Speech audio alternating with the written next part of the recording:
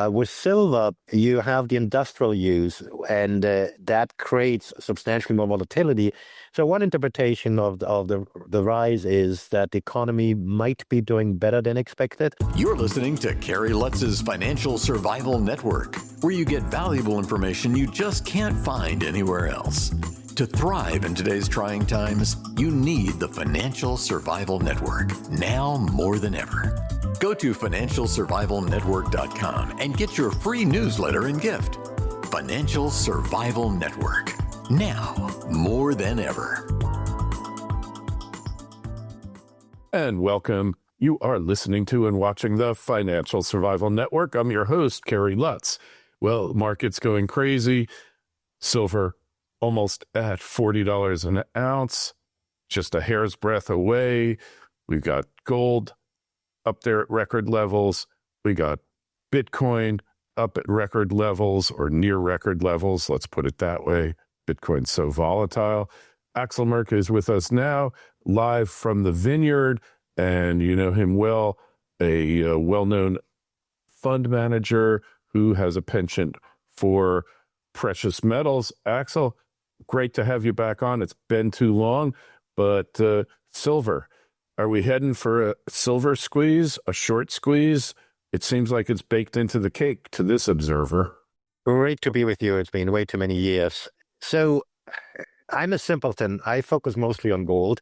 And the reason I say that is because gold has much simpler dynamics. With silver, you have the industrial use, and that creates substantially more volatility. So one interpretation of the rise is that the economy might be doing better than expected. Regarding the squeezing, offline, we talked about a little bit. I think precious metals investors always think they're special, that the markets gets particularly manipulated. All markets with derivative markets are quote unquote manipulated, and what that really is, it's really dynamics that are the direct consequence of these markets. It doesn't necessarily mean that they are nefarious actors, they just want to make a buck along the way. With regard to potential for a more volatile move to the upside, well, we've seen, of course, that we've had this move. Gold has moved quite substantially. Silver historically can be quite amplified in its move, and so I wouldn't rule it out. I actually think it's quite possible. Whether that's due to a short squeeze or not, I don't know. It's nice to put a narrative on things, but I like to keep it simple. For me, the key thing is that silver is signaling that the bottom isn't falling out of the economy, and that's why it's playing catch up in some ways and then some. It's also, don't you think there's some renewed investor demand for the shiny metal as well? Well, there's certainly been broadening, and just for context, for those who don't know us, we manage $2.5 billion in both gold and gold miners, or precious metals miners. That includes silver. There are not many good pure plays on silver, so it's often more of a byproduct. And indeed, the way I would just kind of abstractly speaking group the investors, aside from the central banks, you got the diversifier, you got the investor who's concerned about the purchasing power of the dollar. And then you do also have the speculator, and the speculator tends to be more on the mining side than the physical side. Many of those speculators are more on the crypto side these days. They are not very loyal. They'll go whenever there's action. Now, what we have seen is more interest from every one of these constituents. And we have more conversations on the physical gold side. We see flows on that side. We see on the mining side, in part because there's been disappointment with the larger mining companies. There's a lot more attention to what we do, but even within the industry, of course, as well, merger activity has kind of moved higher. And the other day I got a question about convertible debt, how much we own of that. And they said, sure, we own some, but the equity markets are open, meaning there is an ability to raise capital. The question to me is, what does it mean with regard to the phase we are in? And the short answer is, it's possible that it's a short window. It's possible that's a 10-year window. It's very, very difficult to say. We don't see signs of excessive deals. We don't see signs of people getting into the space who have no business being in that space. I mean, of course, to some extent that always happens a little bit, but there is overall. I still feel that this is an early inning, but that's more of a feeling. I don't have a crystal ball either. Well, but look, you've been in this for decades. Somebody like you says, I think this is starting to happen, and it's happening now. I think it's incumbent upon everybody who's watching this to say, what does this guy know that we don't know, that you don't know? And where do I find out? So this is your gut talking, and this is your expert system with decades of experience. What is the most important factor, you think, that is pointing to potential upswing in the metals here? No, first of all, it's a little bit more than my gut. I'm on record as an insider buyer in the mining space, and I haven't sold anything in that space. And so I put my money where my mouth is, just to clarify that. It's not for the faint of heart. I do have to put that caveat out there. It's a very volatile space. My speech is regulated, so I got to add that when we talk about the potential for the upside. We've seen the price of gold move substantially higher. The market is paying much less for an ounce of precious metal in the ground. But of course, that means also valuations are, in that sense, more modest. And of course, we've seen a significant move, but in my assessment, nothing compared to where we would be if the market were to assume that these markets are more permanent at the current level. I happen to think that there are plenty of underlying drivers that provide kind of support for where we are, subject to short-term volatility. Some of them are the ones I trust you have discussed with many of your guests about the deficits and whatnot. Sure.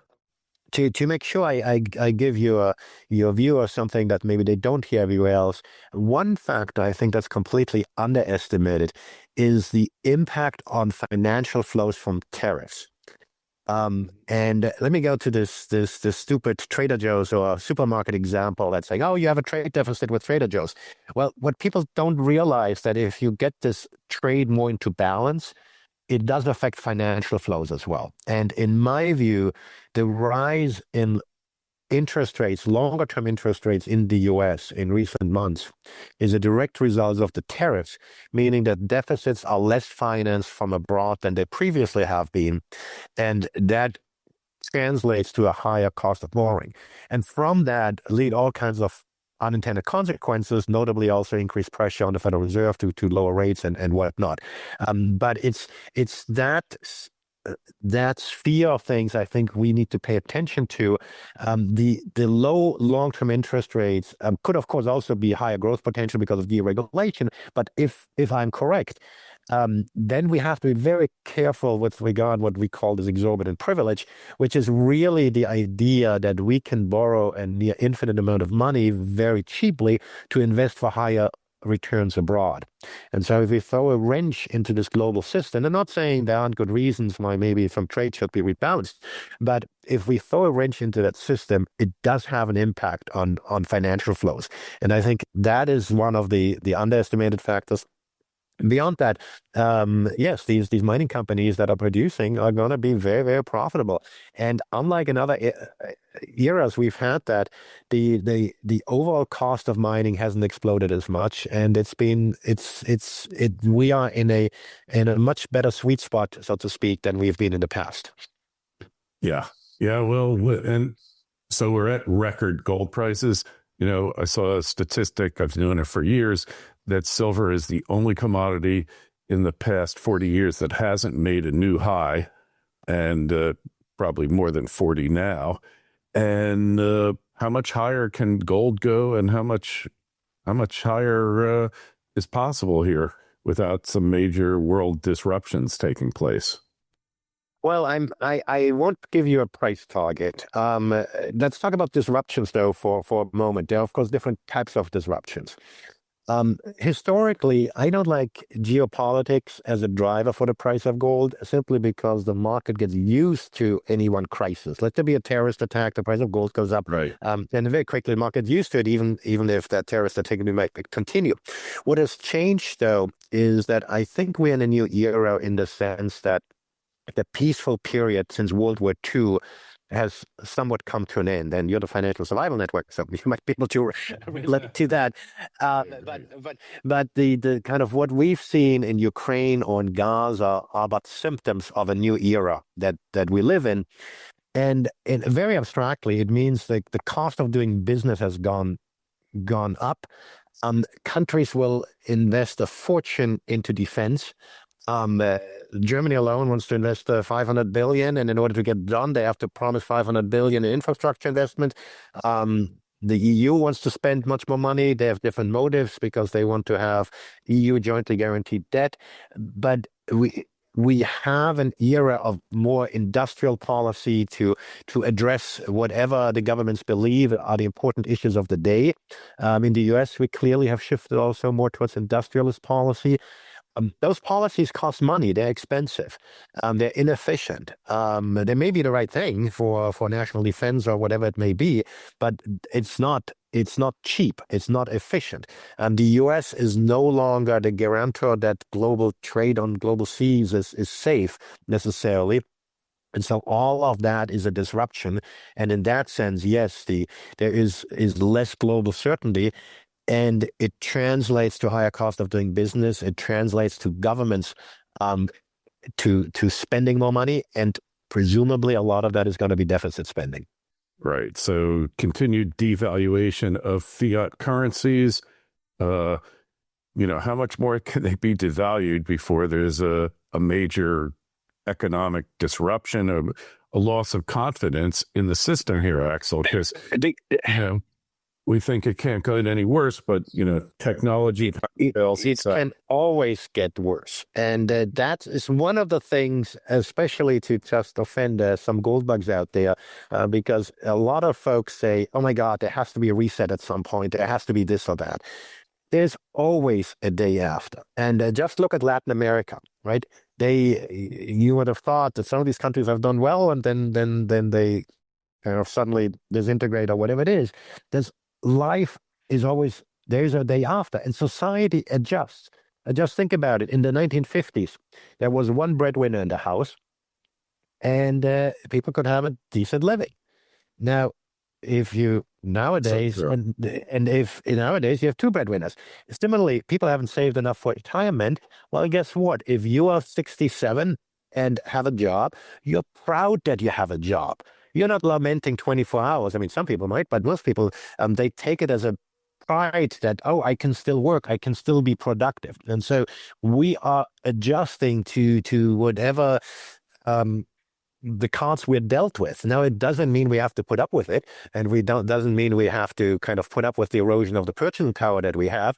But I've argued for a long time that kind of the populist rise we've had, and including the current president, is just a symptom of people being very dissatisfied. They've seen an erosion of the purchasing power, and they'll veer towards populist politicians, either on the left or the right. Could have a sharp turn to left after this presidency. It's completely feasible. People are just disenchanted. Just look at New York City, what's happening there, right? As an example. And a lot of times, the sort of solutions that are being proposed are more addressing the symptoms rather than the root cause. And so when people say, oh, the government needs to go back to the gold standard, when the interests of government are not aligned with the interests of investors, I would not hold my breath that that's going to happen. And so investors might want to take care of their own gold standard if that's what they believe is the appropriate thing to do. Yeah. So there's no desire among the world's governments to rein in the deficit spending. It's not just the United States. It doesn't have a monopoly on it. It's China, it's Japan, it's every country in the world except maybe Russia. And there's no political will, it appears, to actually come to terms with this situation. So then what's the end game here? Is the end game a new economic system? Is the end game a reshuffling of the deck chairs on the Titanic? What is it here? Give us your insights. No, I don't think there's an end game. It's a process. And one thing people have said, I mentioned earlier about the exorbitant privilege, and Moody's, I think, has said, oh, there is no alternative to the dollar, and therefore don't worry about any of these scenarios. My scenario is that there does not need to be an alternative. What we will see is a disintegration of global finance. We will see, and again, it's a quote unquote less efficient way of operating. We will see more patchwork of things. Of course, eventually something may come up, but there's, of course, a reason beyond. I talk about I don't like the impact on financial flows and tariffs. There's, of course, a reason why the U.S. is the growth engine of the world that goes far beyond that, right? And so those advantages will persist. But at the same time, when financial flows are inhibited, it will create more pockets. Ultimately, it is healthier for many economies if they finance themselves domestically. Too many countries are borrowing in US dollars because it's been cheaper to finance their projects. Part of that is because the domestic markets aren't sufficiently developed, and that's because there isn't enough trust in these markets because of a lot of reasons. That's not going to change overnight, and I don't think that the Europeans are going to get their act together tomorrow. Quite the opposite. But they are big and they can spend a lot of money, and so it will be a disintegration. Also, what happens along the way, in my view, is that old dynamics between countries will resurface. I would think we should keep a close eye on what's happening in Turkey and other places, right? We've seen, Russia of all places is punching above its waistline. It's a tiny economy, right? And it's controlling a lot of the imagination in the world and what they can do. And they've re-engineered the economy that they're kind of dependent on military spending now. So there is, and the other thing to keep in mind is, you talk about endgame, if at some point the bond market will tell the government in the U.S. to get its act together. But 2008, remember 2008, government can change the rules along the way. So even if I had a crystal ball, or you did, or one of your guests had, we just don't know how exactly it's going to play out, because the rules of the game, when the government is cornered, will change. Yes. And it's not. And they have the address that by living within your means, controlling your. Yeah, you can live within your means. You can try to reduce or eliminate your debt. You can try to have more income than expenses. We talk about gold and silver and whatnot. The reason we do that, of course, is because we want to preserve our purchasing power. And yes, if we get a gain on top of that, that's fantastic. But that's usually what investing is about. And whatever people do, it's somewhat related to that, right? If you buy your favorite NVIDIA stock or gold or a piece of real estate, and of course we have our reasons why we want to diversify or be concentrated or why we think one is better than the other. In an unstable world, you got to think more about the basics, right? Are your property rights secure? And how can I live in a world where maybe taxes will have to go up because at some point some government is going to out there and say, well, with high taxes, we can solve all the problems out there, which of course is not going to happen, but a lot of damage can be caused along the way. Yeah. So, I think the first order of business of any living organism, and governments and countries are living organisms, and one way of looking at it is survival, keep the game going. And, they'll do whatever they have to basically perpetuate their existence at the expense of the country, the world, etc. What are some things you think that they're going to try to pull so we can be a little prepared for it, Axel? Well, I think we should study the Eurozone debt crisis, like what happened in Greece, what happened in Spain, what happened, the sort of politics that go on, or in the U.S., right? When in September, October 2008, when the markets brought politicians to their knees and got bailout. The one thing, kind of to take this back on a higher level, we live in a credit-driven society. We have fractional reserve banking. And you talk about the Federal Reserve worrying about interest rates and unemployment. Well, those are subordinate mandates to the primary mandate, which is financial stability. And we know the playbook of the central bank that they'll own the runway, right? They will make liquidity available to the banking system because that is what keeps the glue together. Yes. Indeed, I mean, if you want to go in these scenarios, in March 2020, when the pandemic hit, you might recall, your viewers might recall, we had this one day when the markets absolutely crashed. The one thing that happened overnight that night was that the currency markets got unhinged. There were spreads of 5-6% in major currencies. And the reason that happened is because the folks at the Federal Reserve were sleeping. It was nighttime. It was past midnight. And it was a first wave of a shock. And yes, I mean, if they were awake, they would have done something. And it was just stunning to watch. I mean, if you ever saw markets completely falling apart for about 2 or 3 hours, that was the case there before they kind of put Humpty Dumpty back together. But that's kind of the idea that there's a certain risk there. Or just fast forward, right? I mean, what happened in Iran, there was an attack on the central bank and causing a financial panic induced by the IMF. Yeah, sure. And what if something like that were to happen in the U.S., right? And of course, we think we are more sophisticated and better and this and that. But it's always interesting as to kind of, can you imagine scenarios that could happen? Sure. I mean, anything can happen. Diversification is the name of the game. You can't safeguard against any possible scenario. You also have to assign some probabilities to it. Now, I happen to put more weight on kind of high risk, low probability events, but everybody needs to be just comfortable with what they do. And one thing I tell people, ultimately, if they invest in themselves, that's probably the best investment they can do, because you are a fixed income generating machine that you have a much better control of than whether you buy a stock with a click of a button.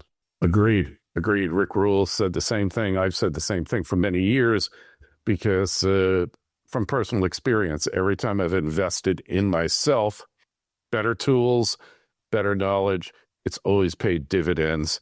It used to be when I was in business, every time I upgraded my computer, it made money for me. I had no idea how it worked. I just knew that updating it, whether it saved me 2 minutes of waiting around every day and I did something more productive, I don't know why, but that upgrading in better tools for yourself and in human capital, increased knowledge, is always going to pay better returns than anything else you can do out there. Yeah, no, absolutely. If you're thinking about doomsday scenarios, investing in yourself is probably the best thing that you can do. And that I can say without my regulator slapping my wrist. Yeah. Yeah, nobody can take issue with that one. That's for sure. All right. So, Axel, where's the best place to find you, to read your work, to connect with you on the web? Merkinvestments.com is our website. There you can see what we do on the gold and gold mining side. We have a free newsletter. We periodically have webinars on gold miners and whatnot. Follow me on Twitter. At Axel Merk is my handle. There I muse about what's happening in the world of the Federal Reserve, in the precious metal space and whatnot. I can't talk about products on social media, but otherwise I'm quite accessible. All right. Hey, we appreciate it. If you got a question out there for Axel or myself, just shoot me an email, kl@kerrylutz.com. We'll get you a quick response back, and you'll find a link to Axel's site in the show notes to this interview on financialsurvivalnetwork.com. If you visit, we just ask that you sign up for a free newsletter. Axel, it's always an intellectually stimulating experience when we talk. You make me think about things that I might not have otherwise thought about. So we won't let as much time go by till next time. Appreciate you coming on. Yeah, my pleasure. Thanks for listening to Kerry Lutz's Financial Survival Network, your solution to today's trying times. For the latest, go to financialsurvivalnetwork.com. Financial Survival Network, now more than ever.